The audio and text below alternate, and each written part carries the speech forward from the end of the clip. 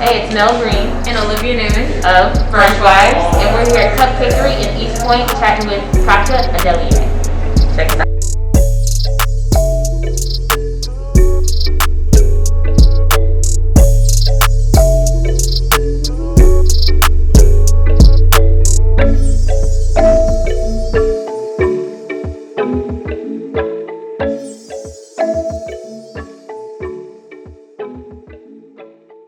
So, Cupcakery. Yes. How's it been? How long have you guys been open and out here at East Point?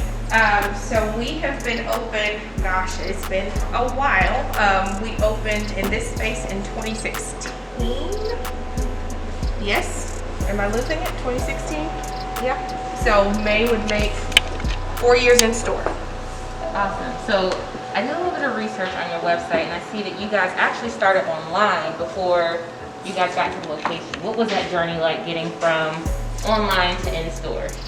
So we started online because our plan was to be in store to start with, and we had an investor that backed out on us. So at that point, we had no money to open in store. So we decided we'll just sell cupcakes online. So we just baked out of our apartment and we delivered. And at that time, we shipped as well. So we shipped all over the country. And from that, we were able to save up enough capital to open this location. So what brought you to this location specifically in East Point? So my husband grew up in East Point, so he is an East Point native, and as we were visiting his mom and everything and driving through downtown, we noticed that this space was available, and it was a hair salon before, and I was like, that's not, what's a hair salon? We're not gonna turn that into a bakery here on the corner, on Main Street. And then we walked in, and I still didn't quite see it. When we looked around, but then he started saying, well, the kitchen could be here. There was a pedicure table there. I was like, a pedicure chair, like an oven's not gonna go, what? And then we started walking through to the back and there were like tumble weaves in the back, and I was like, y'all, I don't know about this. But then he was like, babe, I think this is it. And then, we came a few more times and then we decided this was definitely the spot. I love that. That's really cool. So I know that you are an educator as well. Yes. So how is that, being an educator, also a business owner at the same time, especially in 2020? I don't sleep as much as I should, but I feel, and I go back and forth about, should I leave teaching, should Cupcakery be full time? And I go back and forth because they're both my passions. I love to bake and I love to teach. So I spend my day teaching. Henry runs the store full time. I come in every once in a while and I might do custom things from time to time, but we do have a pretty large team at this point that does most of everything here. I still manage, the human resources piece, payroll. I do all of the catering inquiries and things like that. But as far as like the day-to-day, that's, Henry's really the operational piece here. So I have a little more flexibility to keep my daytime gig of being an administrator and also owning the store too. So our plan this year is actually to open another location. We're in the final stages of lease negotiation right now. So hopefully you'll see a Cupcakery 2 by April, May-ish is our goal. So that's where we're at with that. By the end of this year, and then hopefully within a few more years span, at least 2 more in the Atlanta area. Good, I love it. Yeah, me too. Okay, so tell me about what you have here. What's your favorite cupcake, your best seller, and then something else you're going to feature? Okay, so our best seller, hands down, always has been, is red velvet. And that's actually the first flavor we made and the only flavor we had when we first started online. We only made red velvet cupcakes. So red velvet classic cream cheese frosting. It is definitely not a chocolate cake that's red, like most people think red velvet is supposed to be. It is more of a vanilla with a dash of chocolate, red velvet. And then here we've got our wedding bells, which is an almond cake with almond cream cheese. That's my favorite. And then our monthly flavor is Rocky Road, so it's chocolate made with almond extract, and you've got a marshmallow fluff cream cheese frosting, pecans, chocolate ganache, and marshmallows on top. So we have a new flavor each month, and that's January's. Yes, absolutely. Okay, which one do you want? I have them all the time, so I feel like you guys should choose. Red velvet is my favorite, but I'm gonna try this wedding bells one. Okay. Yeah, I love chocolate. You're gonna do the Rocky Road? Okay. Yeah. Go for the Rocky Road. Go for And the you Rocky can't make it Road. by yourself, so you have to eat some. I'll eat a red velvet. Cheers. Cheers. Cheers. cupcake cheers.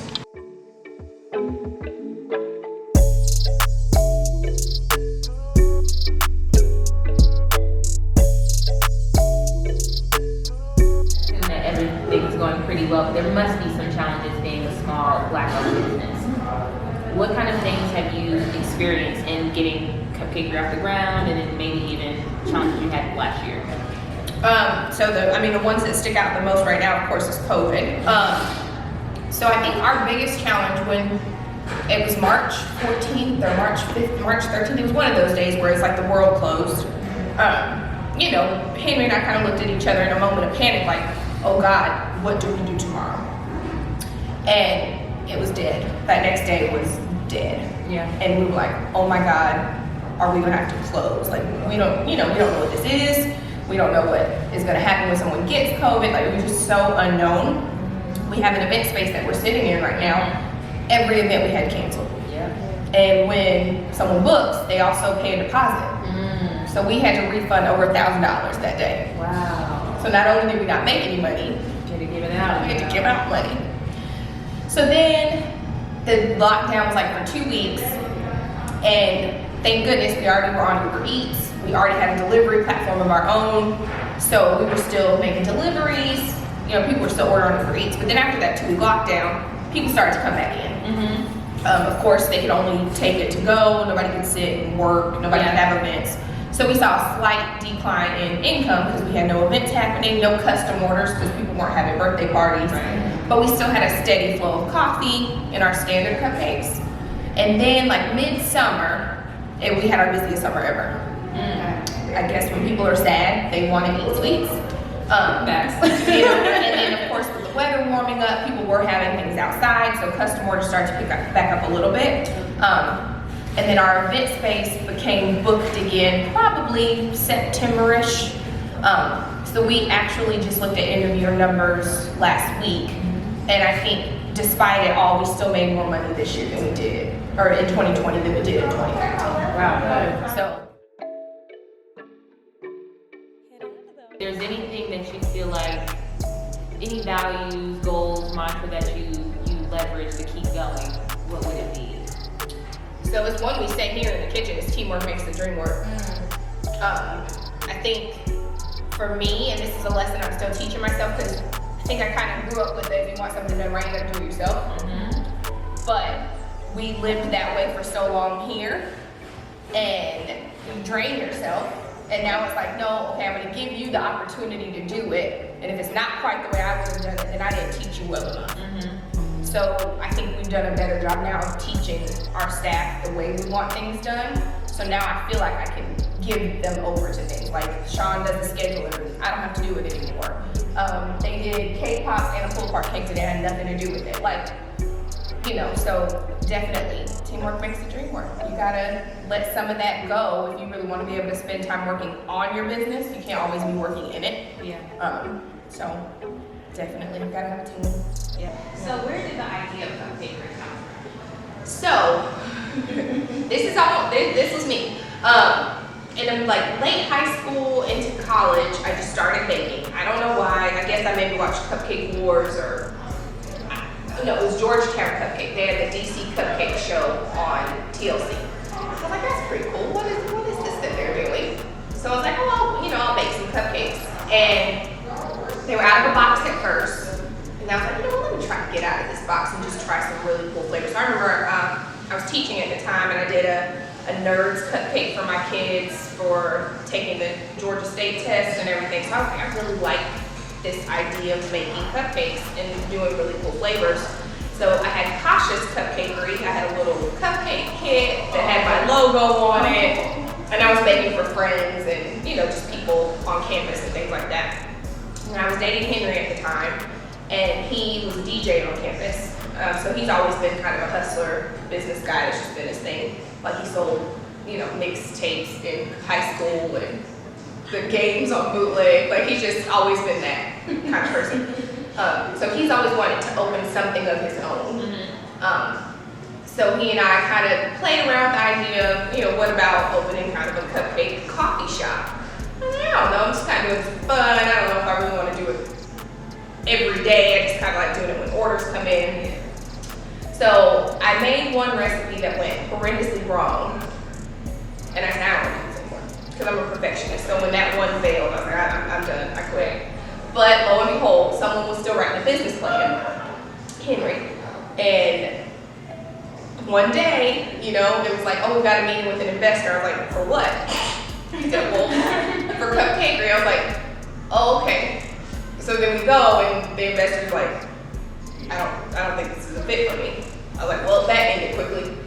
But Henry's still writing a business plan, and then he comes in the house and says, oh, our website launched today. I was like, what website? And he said, Cupcakery. Wow. And the next day, there was an order for 2 dozen red velvet to be shipped. Wow. And I was like, okay, here we go. So we baked them. We didn't know how to ship them at that time. Henry is very much like, I'm not sure how to do it, but we're gonna figure it out when the time comes. So we hustled to Walmart and grabbed a random box and some bubble wrap. The cupcakes got there and were destroyed. Thank God it was someone we knew. So we were able to like try again after we actually were able to buy some kits to ship cupcakes.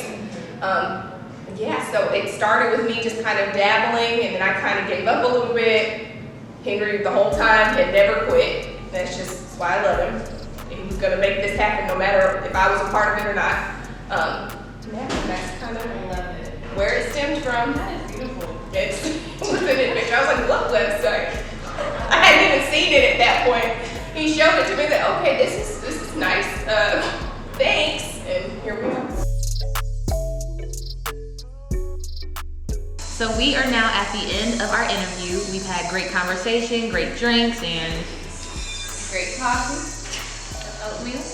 Man. So where can we find you at? We are on all social media platforms at KUPCAKERIE, Pinterest, YouTube, Facebook, Instagram, and TikTok at Cupcakery. follow her, follow Brunch Vibes, and we'll see you next time.